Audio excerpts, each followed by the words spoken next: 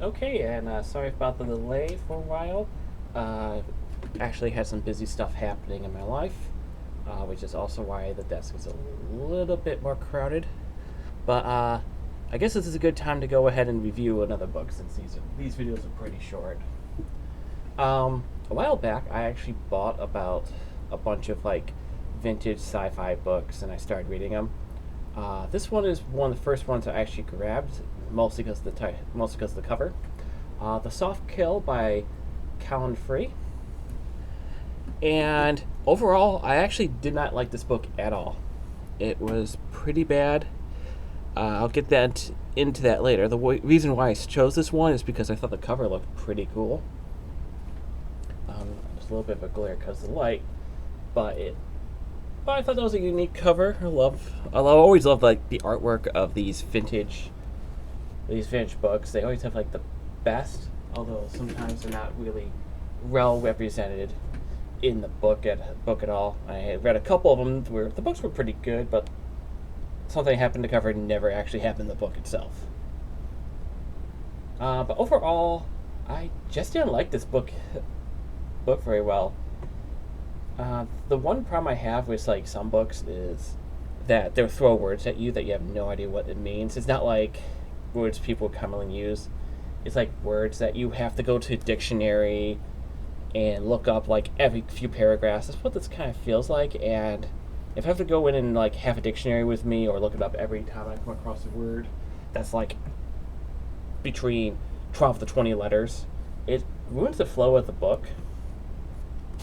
And overall, the plot line it's basically a guy named Martin Clay who is basically put on vacation, and it's basically a lot of stuff happens. Unfortunately for the book, it was hard to read. I just didn't get into the characters. It feels like there's like a bunch of side plots that I just wasn't interested in.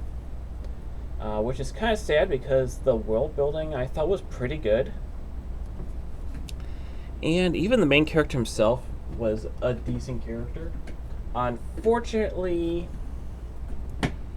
a lot of the dialogue seemed kind of unnatural. It was hard to get into the flow of it. And I've read other finished books that actually had pretty good flows into dialogue. And overall, I just didn't really care. I ended up skimming a lot of it, which is when I get bored of a book. It's not a very long book either. It's only about... Get out here. It's only about like 159 pages. And honestly, after I was done reading it, even the parts I did read fully, it just didn't stick with me. Sad to say, because I do appreciate like any author who goes out and makes a book,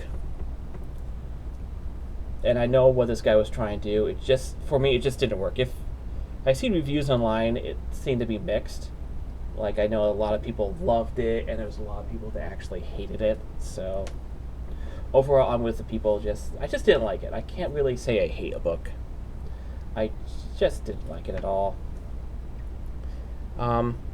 Overall, between a scale of 1 to 10, I give this a 2. I mean, there were some parts near the end that hooked my interest up, and unfortunately, this one just didn't work out for me.